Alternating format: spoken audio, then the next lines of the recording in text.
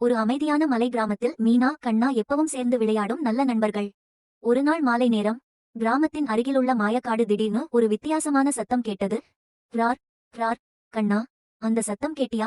மீனா மெதுவா கேட்டாள். ஆமா, காட்டுக்குள்ளிருந்து தான் வருது போல, கண்ணா சொன்னான். அவர்கள் இருவரும் துணிச்சலோட காட்டுக்குள் நுழைந்தார்கள். மர்மமான தடயங்கள்.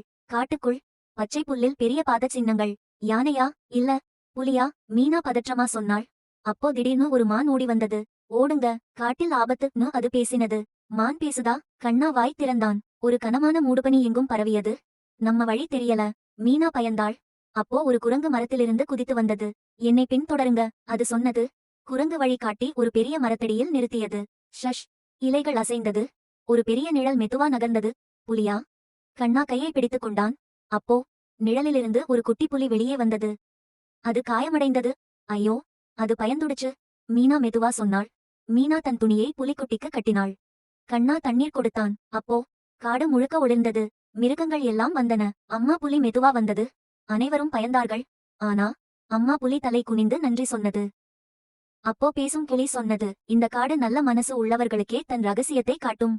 மாயக்காடு மீனா மற்றும் கண்ணாவை காட்டு காவலர்கள் ஆக்கியது.